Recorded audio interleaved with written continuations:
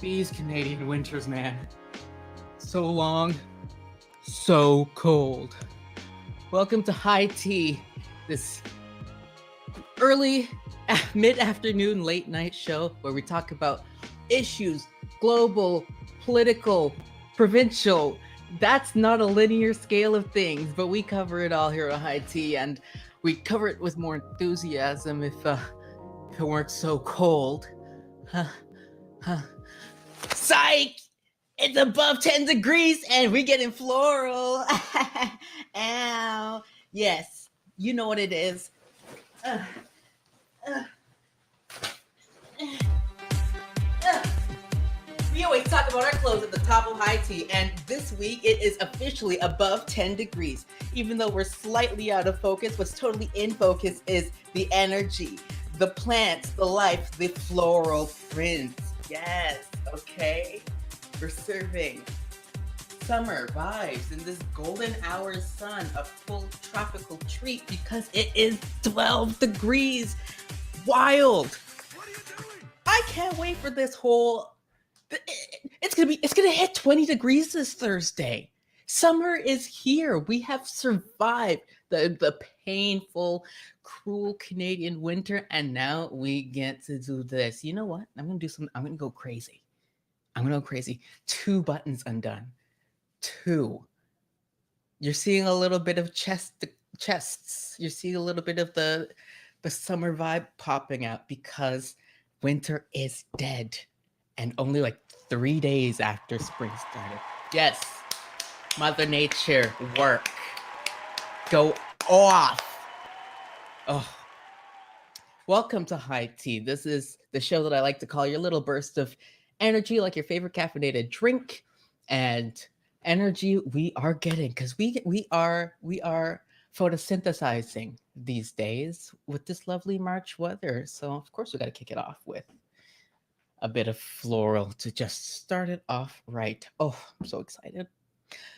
Oh, even though we can't even legally go outside because there are so many cases that it just weighs on your soul as soon as you step out the door. But that doesn't change the lovely weather. So we're taking it as we can.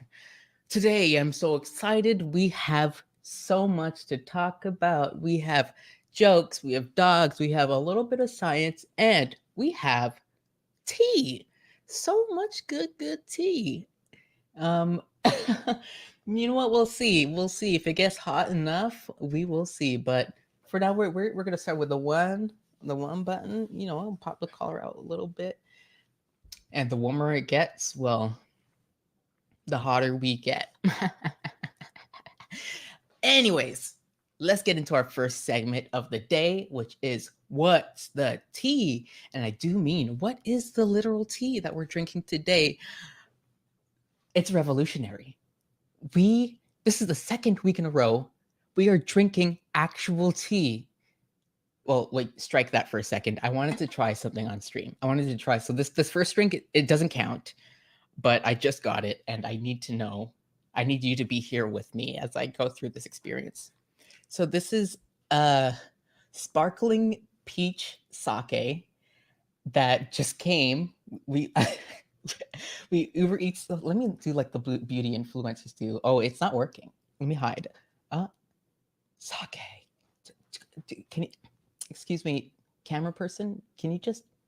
The thing is, I know I'm gorgeous. I know you want to look at me, but please look at. Okay, well, you get the idea. We have sparkling peach sake, and I'm wine is usually enough for me. So sake is like I really try to stay with it, but I've never tried a peach sake. I've never tried a sparkling sake. So let's undergo this adventure together, this culinary journey. And you know, it's steaming already. You can see the smoke, the condensation. I went to school for environmental science and I don't know anything. Let's try it. It smells good. It smells peachy off the top.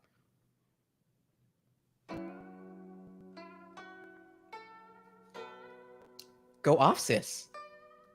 Japan? I didn't know you could do sake like this. Hello? It tastes like bubbly. It tastes like a bubbly, but fancier. Oh my god. Yes. Yes. I don't know where you get this. I don't know where it comes from. But if you're ever in a grocer, a Loblaws, and you see a sake jelly shot peach flavor, pick it up. Pick it up. And send one to my house, because I don't know how I'll get more of this. I don't know where this comes from. But it's good. Oh.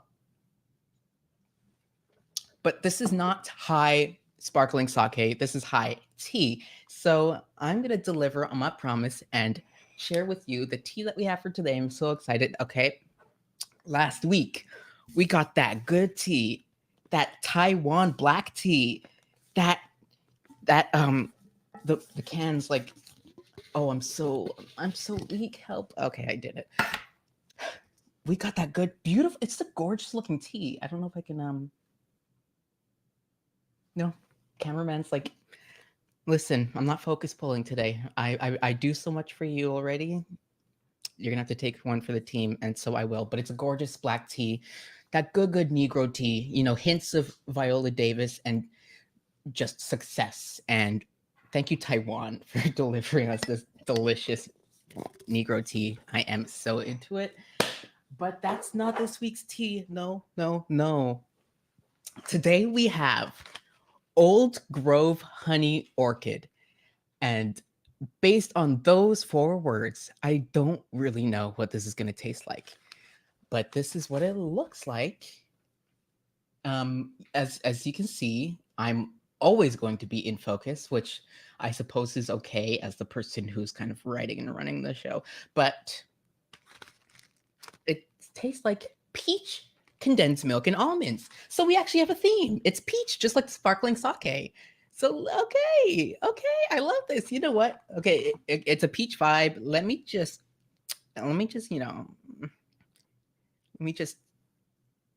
get us into the mood, that peachy mood, that princess peach mood. Yeah, that wasn't golden hour lighting. I'm not that lucky. That was all fake. That orange glow, that was baked in. This set is expensive. None of this background is real. Let me try this tea before I'm getting unruly, okay? I don't normally spend 10 minutes of the show talking about tea.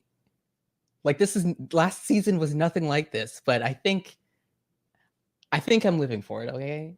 I think I'm living for it. The tea's delicious. It smells. I wish you could be here to smell this. But I boiled this pot closer to the start of this episode than I normally do. So this tea is a little bit hotter than it normally is.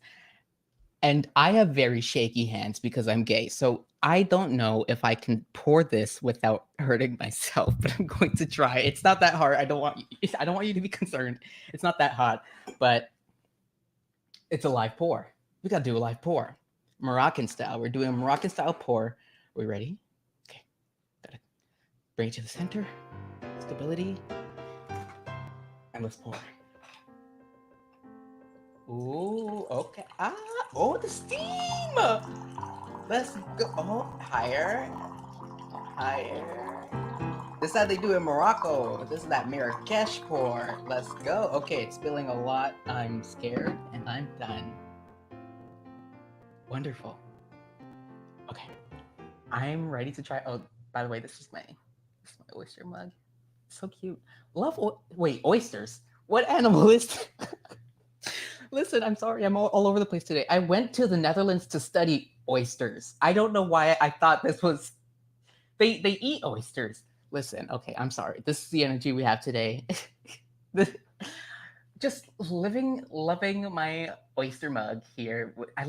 My favorite thing about oysters is that they hold hands when they swim in the rivers, and they use rocks. My science degree has failed me. Definitely need to calm down. And I think Old Grove Honey Orchid is the perfect tea to help me get there. So let's give this a sip and see how we feel. Okay.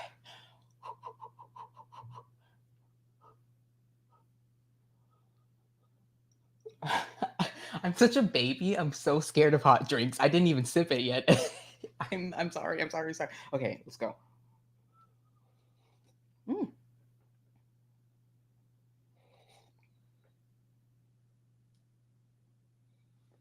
Okay. Wait, hold on 1 second.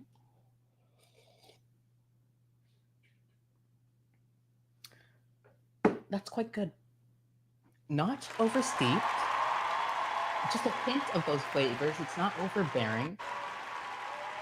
I think we've found quite a pairing, people.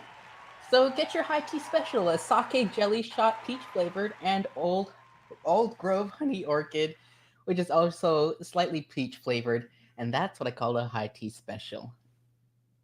Would it be illegal if I just like a shot?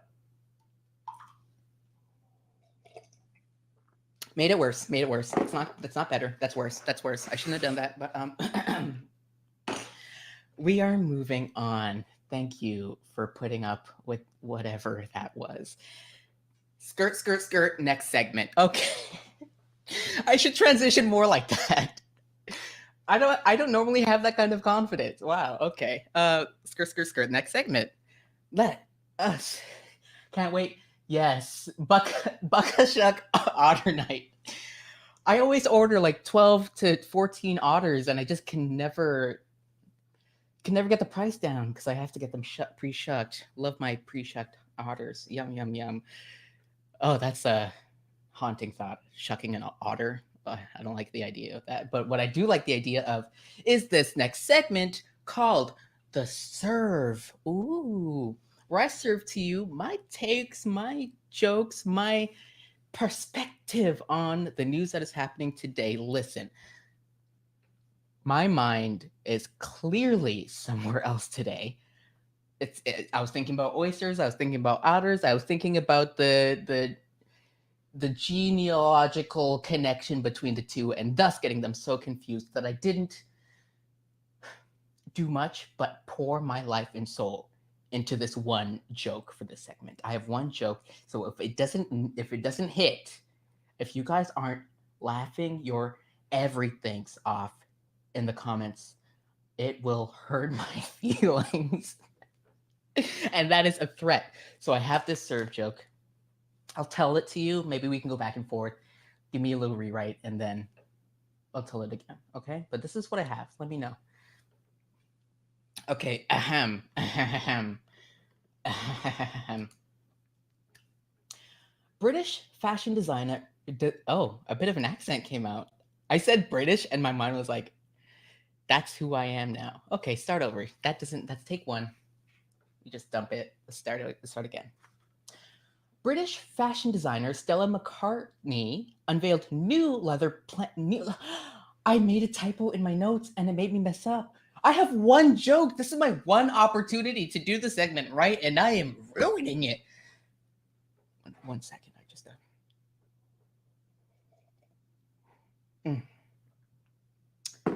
And that is the one big boon from doing a show called High Tea, because it really recenters your spirit whenever I need a sip. Okay, take whatever. British fashion designer Stella McCartney has unveiled new leather pants made not from cowhide, but mycelium, which is grown from fungi. When the model was asked how they felt wearing the pants, she replied they're mushroomier.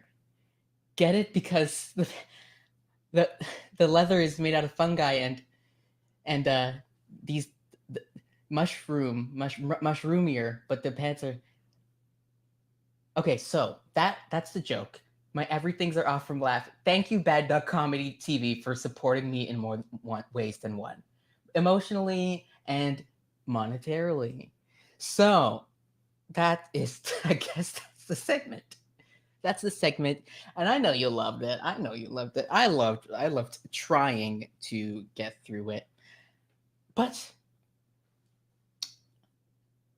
oh, I'm like looking for an easy way out of what I just did to myself, and there is none. So I'm just gonna skirt promotion. Bad Dog Comedy TV is a comedy charity theater place thing. Coco's not gonna like my description of this channel, but that's what I'm calling it. And you can donate to Bad Dog Comedy TV at the URL below, baddogtheater.com/high-t, where your donations help artists like me do this. Clearly, we have a lot to get off our chests, so this is a platform that we are so thankful for having to do so. And you get a little tax receipt, right? I don't know what those are, but you might, so get into it. And if you're not sure, stick around, keep watching, because I'm sure you'll be convinced with our amazing other segments and other shows. But we'll get into that later. And right now, let's get into comedy theater charity place thing. Yes, new tagline. Apply to grants with it. You can apply to everywhere that takes theaters and everywhere that takes things. That's what Bad Dog is now. But the thing I want to show to you right now involves a little moment of science. Take a look. Vibes. What are they? Defined by Merriam-Webster Dictionary as a quivering or trembling motion. Defined by Urban Dictionary as a distinctive emotional atmosphere sensed intuitively. And defined by musicians as a metal piano that go plong. Vibes are that chill feeling we are all chasing in a not-so-chill time. Where can we find these vibes? Great question. And that's one we will try to answer in a moment of science. Science. Hi, I'm Ajahnis Charley, GIS technician, geomatician, geomancer, geodude. I'll be using data from the city of Toronto to determine the most vibalacious place in the city. Oh, come on, let me show you the computer screen. The great city of Toronto, known for its claims to fame, such as that. And not much else. So this dataset breaks all of the neighborhoods up into distinct parts of the puzzle so we can throw stuff on top of it and then ask some questions. For the criteria we're looking at today, we're looking at art. Art always establishes a vibe. For example, look at this beautiful piece. I don't know what it is. I don't know what it's trying to say, but it has a vibe. It's just emanating. So from the open data portal, I grabbed all of public art in Toronto, and this is where it's all located. So if you have no public art in your neighborhood, sorry, you're not living in a place with any vibes. So we have these two layers. I want to go squish, squish, squish. So I use a function called spatial join, and it looks like this. No discernible difference, but the data is in each point. Move into Tableau, which is like a data management software. Oh wait, this is no spoiler. I've colored all of the public art in Toronto by area. So we can take a little look and see what's what, where's where. And I've added a filter so that I can adjust what we see based on the amount of public art in the neighborhoods. We can get like a top 10. So these are the top 10 neighborhoods by amount of public art. We can see Bendale over in the east has a few pieces of public art. Cloud Sensor, Ode to the Sun, Eruption. I should go to Bendale more often. We have 3 vibalacious neighborhoods, but which one is the most? We have to find out. Let's check out the top 1. Bam! Now you have it. The Island Waterfront Communities. This is the most vibalacious neighborhood based on public art alone. But that is just the very beginning. Tune in to another moment of silence. Silence. Oh. No, we're not being silenced here. We are talking too much, in fact. So tune in to another moment of science. It'll happen in some high tea, so keep tuning in Wednesdays at 7 to find out what's the most vibalacious neighborhood. And feel free to throw in a comment as what a criteria should be. What is a criteria for a neighborhood that gives you good vibes? And we'll try to quantify it in a moment of science.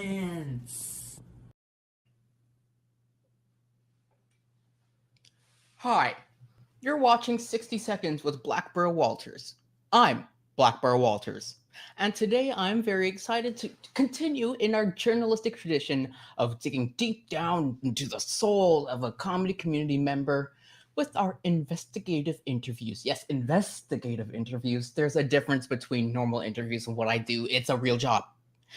Today, I am so excited to introduce to you, well, this is a person that needs no introduction, but either way, I'll be talking to a comedy phenom who, I mean, I'm going to be plugging their stuff at the end, so we'll know what they do, but they are a brilliant Sketchersons alum, and need I say more? Can I just say hi to Alessandra Vite? Alessandra, hello. Hello. How are you doing this fine day? You I look am doing bored. okay. Good. Yeah. Oh, wow. I like being called a phenom. I think that's the only thing that could possibly describe you and your I talents. didn't know. Well, it's exciting. those people need to. And now I'll remember. I'll put it in my bio. Absolutely. But something else that should be in your bio is a TV and film, just a media expert. You just know everything. I do. It's something I've since I was a child. It's all I'd watch a movie and I'd remember everything about it and read like a magazine. It's a strange skill that applies to no other part of trivia in my life. Like I don't know math, but I know actors' names. No, math is useless compared to being able to point out when an extra has been in two different shows. It's true.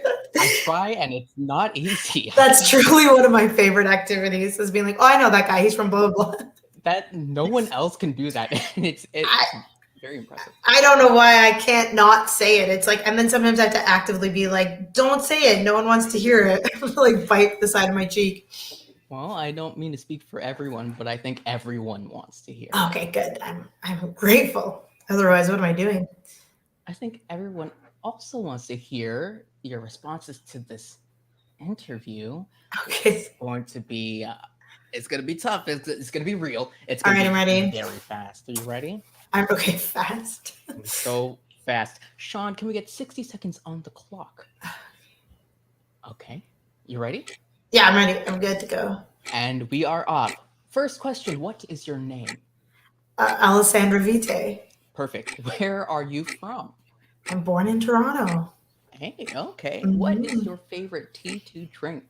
My favorite tea would be, it's called it's Earl of Cream or Cream of Earl or something like that. It's kind of Earl of Grey, but it's creamier. It sounds disgusting. There's very Earl good. involved and there's cream involved. There's cream, yeah. I think it's Cream of Earl. I'm wrong. Something like that. Yeah. I have it in my kitchen. I just don't. I don't know what it's called. That Earl, where's your cream? Where's your cream? Cream or Earl? What is a meal that'll always make you happy? I guess. You know what? I friggin' love chicken fingers. I never eat them, but I should eat them. Back in my university days, which weren't long ago. So I was going to say, like half a year ago? Literally half a year ago. That was my entire diet, so I relate. Plum sauce, please. Sweet and sour. Get sweet. The only sauce in my opinion. Forget it. I never eat it, though. I never. This is stupid. Oh, we got to. I have to. Do you drive? No. Would you drive if you could? I should. I hear it's a life skill that independent women should have. Yeah, sure, I'll drive. I will. You know what? I see that for myself. I also need another piece of ID. I only have my passport. Oh. One of the most sacred documents you could have. I just carry it in my coat pocket. I am scared for you, but moving on, favorite place you've ever traveled to? Spain, I guess. Spain. Yeah. Barcelona or Valencia? I think so. That's hard. I like Italy too. Amazing. Love all those places. I like Paris. I like London. I like it all. Oh, but what's your... I can't... Okay. These are all faves. We'll take that. We have so little time. It's actually gone by faster than I would thought. Okay. What's the worst celebrity encounter you've ever had? The worst. Once I saw Jude Law at the restaurant that my sister worked at, and I went in, I looked at him, and then I ran back to the car where my mom was waiting for me. And I was talking about how hot he was, and he passed by the car and he looked in and laughed at me. Buzzer sound. Buzzer. You totally could have bagged Jude Law. Could I at 16? I don't think so. Well, maybe barring that. But speaking otherwise, maybe.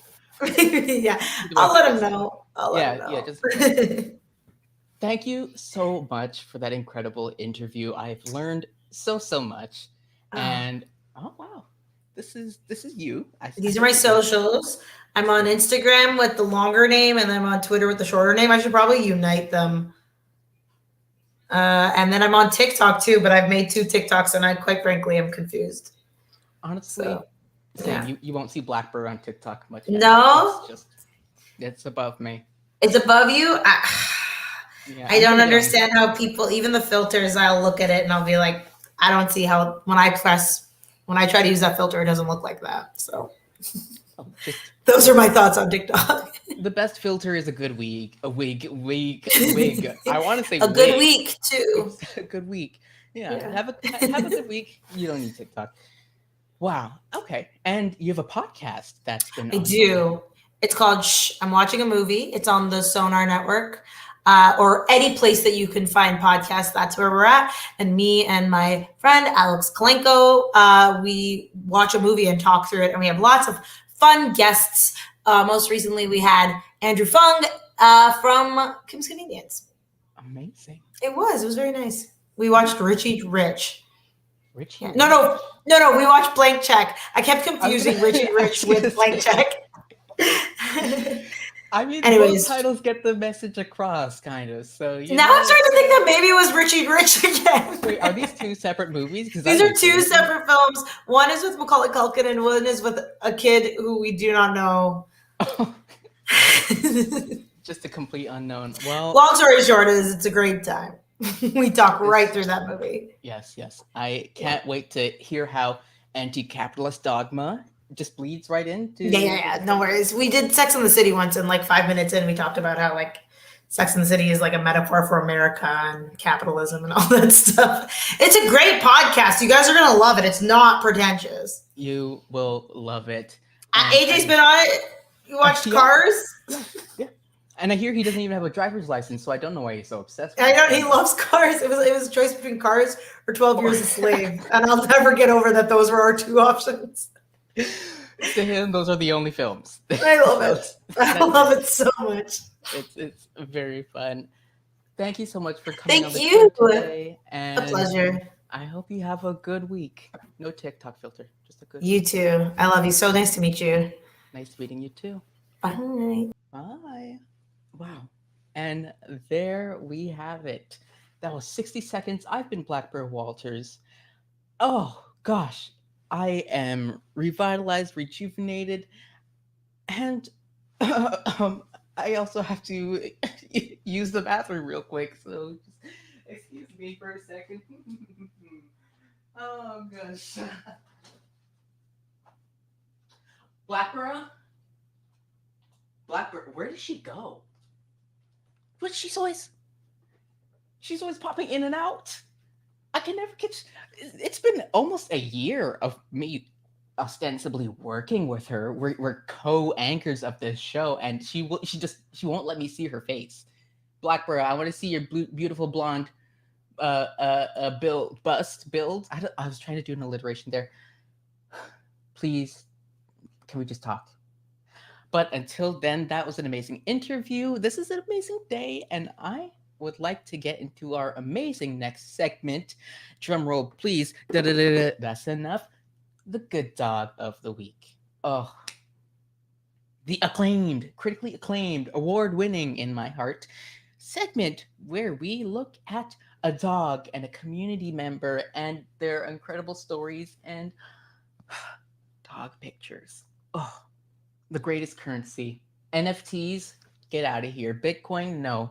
Dog pictures is the only currency for me. And so let's get Richie Rich with these picky picks. Oh, Oh, I listen.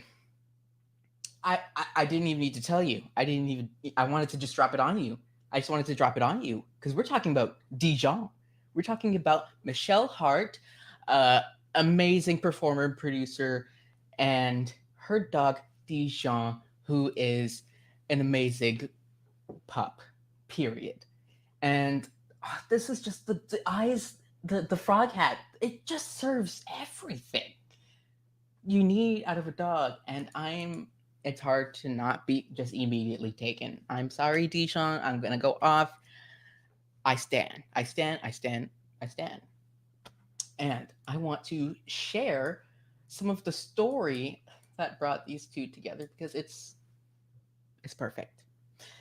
So, Michelle writes, I signed up to foster with an agency called Redemption Paws. They bring kill shelter dogs from Texas to Toronto to get adopted and get a second chance. Redemption Paws doesn't have a home base, so they rely on people to foster the rescue dogs until they get adopted. But I got so stoked about fostering, I started to look at the adoption page every day, wondering what kind of dog I would foster, even though that makes zero sense. But your girl was excited. Scrolling through, I found Dijon and immediately fell in love. And it's impossible not to see why. I'm in love, and this dog just got catapulted into the stream. It's incredible. I know you're in love too. You could let me know in the chat, Pete, but it goes without saying. Let's see another pick. Can Dijon keep up the cute? Can he do it? We don't know, but we will know. It's coming. I don't. You're not ready. It's just gonna drop like a bomb of cute, and it's gonna come.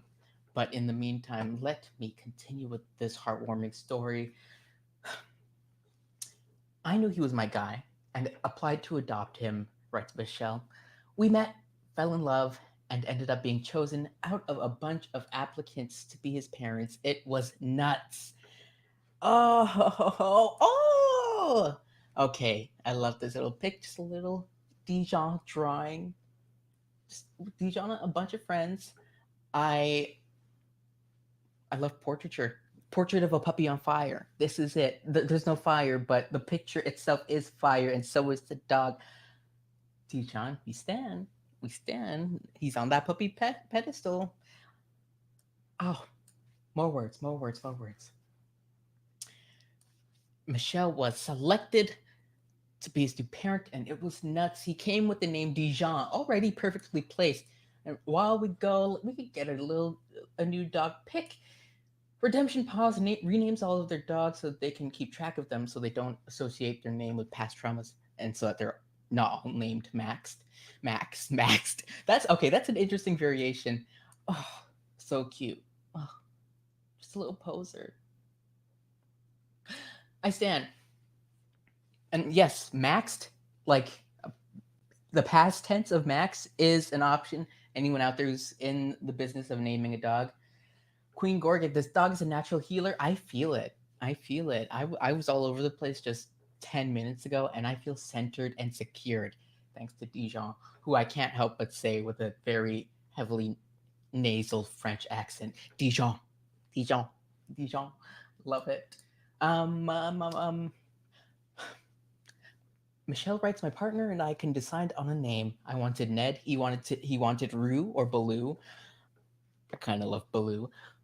So we kept Dijon, and now he's our mustard dog forever. Got a little New York with that one. Mustard dog. Let's see one more pick of Dijon. Oh, we love an athletic. We love an athlete. Dijon goes places. Alessandra went to Spain and Italy. Dijon went to mountain range. This is probably British Columbia, but who's to say it's gorgeous either way? And not least because Dijon is front and center. I just want to quickly go over some Dijon Michelle memories because they're so sweet. We have my partner and I tree plant in the summer. Our planting camp ended up being a hunter's dumping ground, and this led to Dijon finding a full, not decomposed moose leg, bringing it into our tent. And the more we screamed, the more he tried to jump on us and give us the leg, which that he can read a comedic beat like the rest of us on this channel. Dijon, you're getting a show. You're getting a show. The production email will be coming to you shortly. Just get that contract signed. The man loves chili, Dijon. Every time I eat it, he groans and whines for the beans. He's never had it, but he gets so friggin' sassy for it. I love it. Dijon, a man of taste. Dijon is ranked number 2 in the Dog Olympics. See, an athlete. A competition last year we ran that is forever captured in my Instagram highlights. He tried his best, and we stand for it. Oh, do we have? How many pictures do we have? Like one more. We have this one. I love a needlepoint. As I say, needlepoint is just the pixel art of the pioneer times, and this is a masterpiece. Dijon perfectly. Oh, it's the frog hat pixel art too. I stand. That's so cute. Oh, I'm having a puppy overload, so I think I'm gonna call it here. Oh, Dijon, so lovely. I love him. I'm sure you love him, and I think he's good dog of the week for a good reason. Mm. Oh, there's jelly in this. I didn't. That explains. Just a reluctant air horn blast. That explains the jelly shot. I mean, duh. It wouldn't be written there for no reason. I thought maybe it was like giving me the idea of the. I'm truly what an out of sorts week I'm having, but you know what? I am living for the tea, for the oyster mug, and for Dijon. Thank you, Dijon. Mm. Mm. If you want to see more perfect pups in your life, then please feel free to donate to backdogtheater.com/ha-t for more amazing content. Like, share, subscribe, and check out High Tea every Wednesday at 7 p.m. So that's what's your job. My job is to get into this little segment we love to call, and that's that on that, where we just tells it like it is. And I got something to say. I do. I'm just gonna speak from the heart with this one. So, let's get into it. Let's get a little sassy. Let's get a little. Let's just get into this vibe. Okay, ready? I am ready. So, today I want to talk about a topic that I'm sure we've already discussed on the show in the past, but I think it needs to be said louder again for y'all in the back, just so the people in the back can hear me this time. Today, we are discussing representation again, but we're presenting it in a new context. So I call this particular rent representing representation. XD. So we know, but do we know? Representation. That's right, the act of having the makeup of institutions reflect the reality of the populations that they're supposed to serve. And we are used to being served some pretty cafeteria tier, lunchable type weakness, and that was not working out. But some shows have been giving us more gourmet meals for us POCs to dine on, and I'm gonna let loose. I'm gonna let this metaphor go because it's hanging on by a thread. So let me turn it off and turn my turn the serious on. We're getting real. Kim's Convenience. I want to talk about Kim's Convenience. It's a lovely show. It's amazing. It's one of the most exciting shows that come out of CBC in the last ever. And it is a story about a Korean family that brought a lot of opportunity to see POCs seemingly in a position of power in a show, running the whole thing, being the core cast and not regulated to the sidelines. We got a whole slice of life comedy on that channel, and that was something so many of us can gather around. But unfortunately, it has come to light that that representation wasn't truly as meaningful as we were hoping it would be, as meaningful as we were talking about how we want representation to be this entire time. Because although the cast is diverse and reflects the wants and needs of what artists and general people like me have been asking for, it turns out the writing staff and the producing staff at the back end are apparently not as diverse. And this resulted in the show getting pulled when the creators walked because they didn't think there was anyone who would be able to sustain the show, the property, while maintaining a level of authenticity. And it's just an incredible shame because the creators and the showrunner didn't take the opportunity to call in diverse voices and grow them over the course of the show so that they would be developed enough to be able to take over the reins while maintaining that authenticity. Now the show can't continue. And what does that mean for the state of representation and its sustainability? How can representation be sustainable if this is what the representation that you're calling it, if that's what you're delivering to us? If this is our approach to representation, then we're never going to see the real meaningful opportunities being given to people of color and other marginalized folk because the rug will always be yanked from under us when the people who are really in power decide.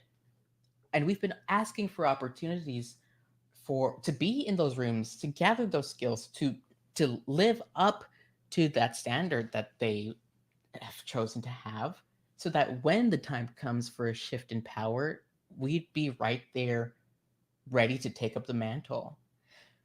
That kind of thing, that kind of actual meaningful professional development would lead to growth, and that growth would lead to change, and that's what we want to see when we talk about representation.